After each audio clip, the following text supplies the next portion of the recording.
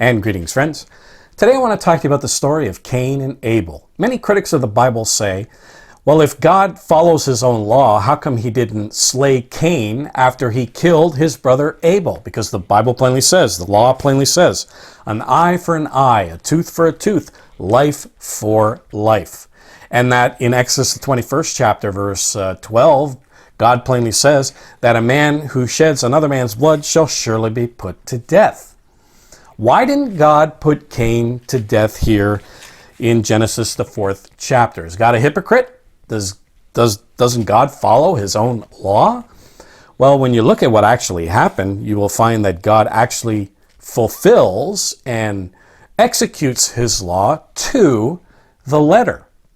I don't think people really have looked at it in this way before, the way I'm going to share it with you here on this Bible Misconception program. All right, it says here in Genesis, the 4th chapter, we see Abel was a keeper of the sheep, verse 2, and Cain was a tiller of the ground. Then in the process of time, they brought their offerings to God. Verse 3, Cain brought an offering of the ground, the fruit of the ground, and verse 4, Abel brought the firstlings of the flock. Now God had respect to Abel's offering, but to Cain's offering he didn't have any respect because it wasn't a blood offering. Things are purged. Sin is purged by blood. And we plainly see that in the book of Hebrews. So he brought the fruit of the ground instead of a blood sacrifice. And so it says Cain was very wroth and his countenance fell. So this man he's subject to his fleshly appetites. He gets mad very, very quickly. He wasn't a ruler of his own spirit, as the Bible plainly says. So he gets mad very, very quickly, and his countenance fell. The Lord said to Cain, verse 6, why are you wroth, and why are your countenance fallen? If thou doest well, shalt thou not be accepted? And if thou doest not well, sin lies at the door, and unto thee shall be his desire, and thou shalt rule over him. So God says, if you do it right, you will be accepted. Bring me an offering that will cleanse sin. So God is just correcting Cain's mistake. Well, then Cain says, it says here in verse 8, Cain talked with Abel. Now, when you look at the biblical commentaries, it's saying that Cain, when you look at the Hebrew, Cain was talking to Abel about what God told him about his offering. Then it says, and it came to pass. So here we see some time that elapsed between the offering and when Cain slew his brother Abel. It says it came to pass when they were in the field, it says Cain rose up against Abel his brother and slew him. Now, was this premeditated murder? Well, when you look at God's response, you will find it is not premeditated murder. And notice what the Ellicott commentary says. It says, we cannot suppose that this murder was premeditated.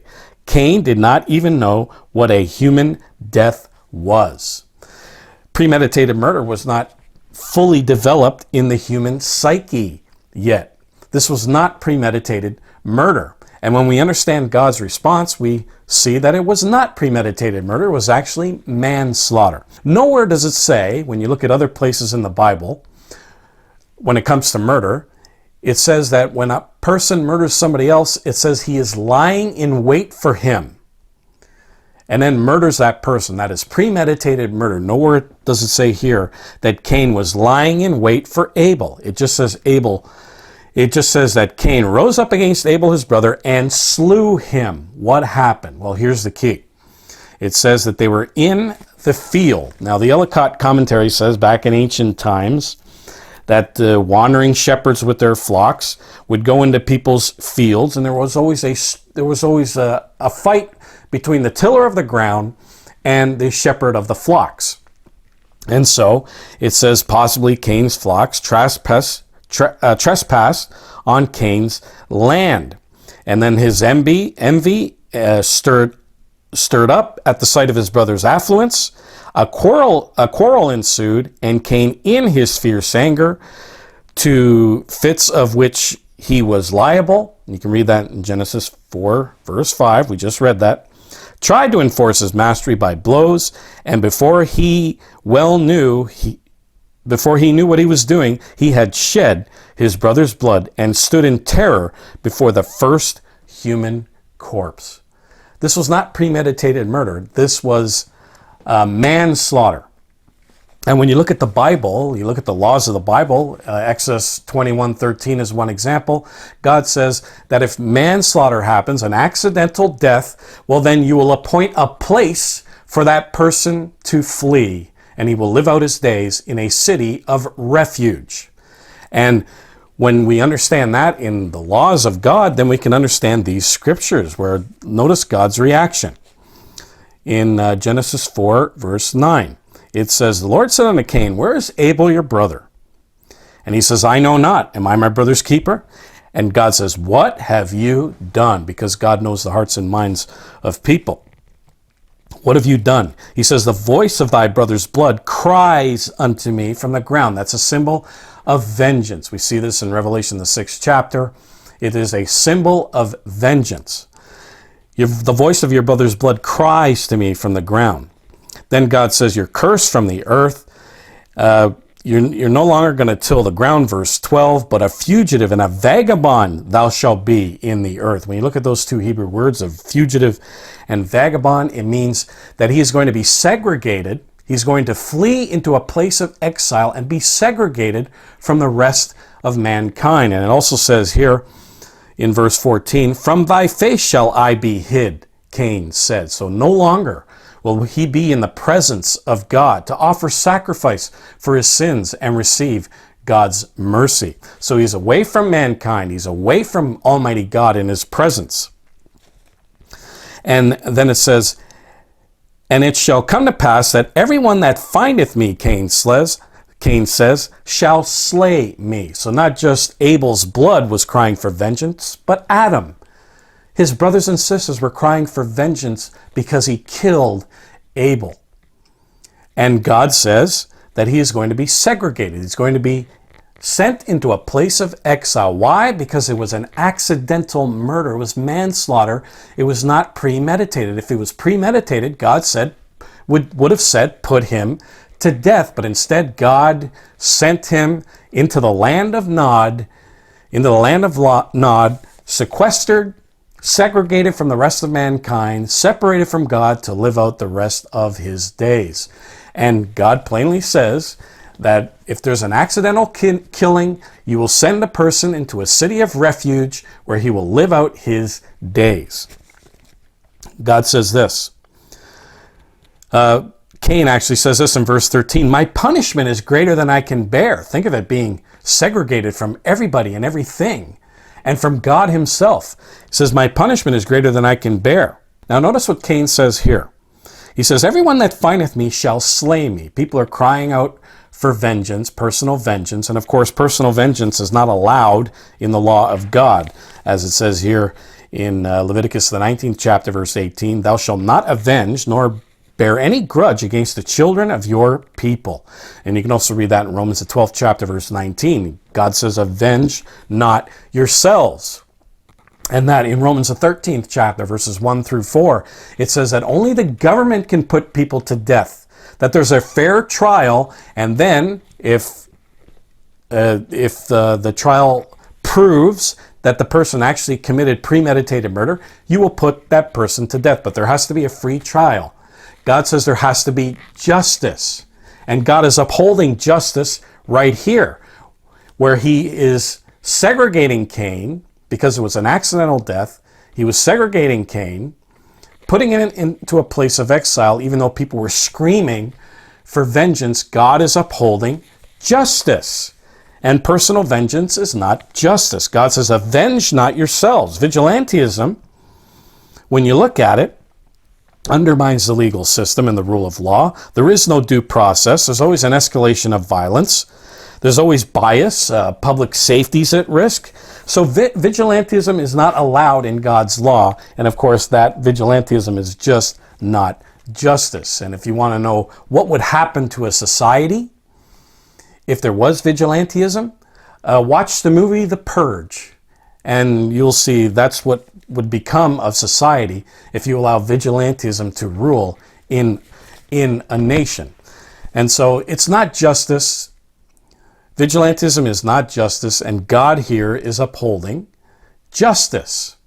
He's making sure justice is done among the inhabitants of the earth at that time. Notice what God says here. In verse 15 it says, "And the Lord said unto him," that's Cain, "Therefore whosoever slayeth Cain, vengeance shall be taken up on him sevenfold." So he's telling people, don't take vengeance on Cain.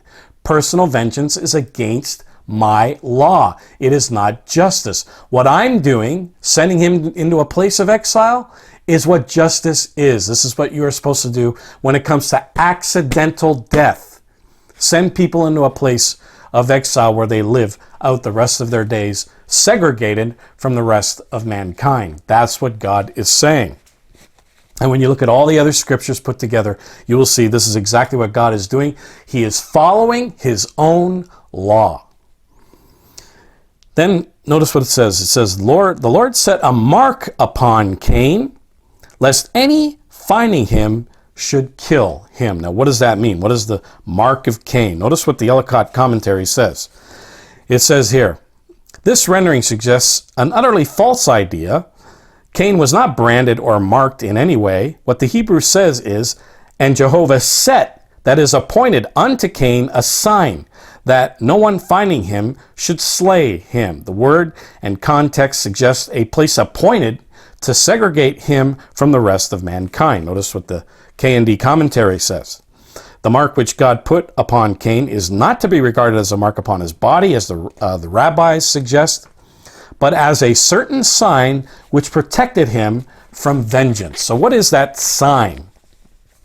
When you look at the Hebrew word for sign in the Strong Exhaustive Concordance, it means a flag, a sign, a beacon, a banner.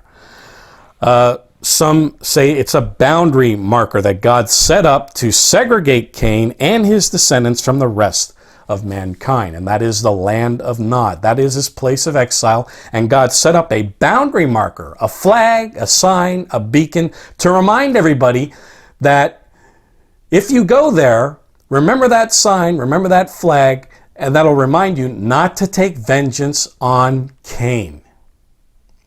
And that's what that mark of Cain is. And so God appointed a place of refuge for Cain. And this is why God didn't put Cain to death. It was not premeditated murder. If it was, then God would have. But instead, it was an accidental killing. Out of his rage, killed Abel.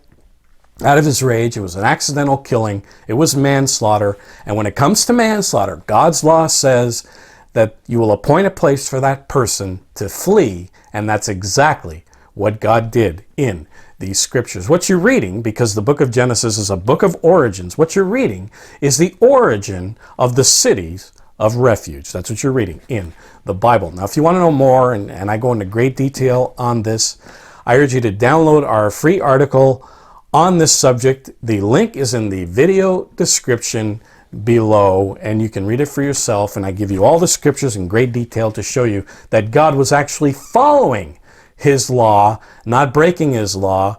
God always follows his law. So to say that God is somehow not following his law is just another Bible misconception.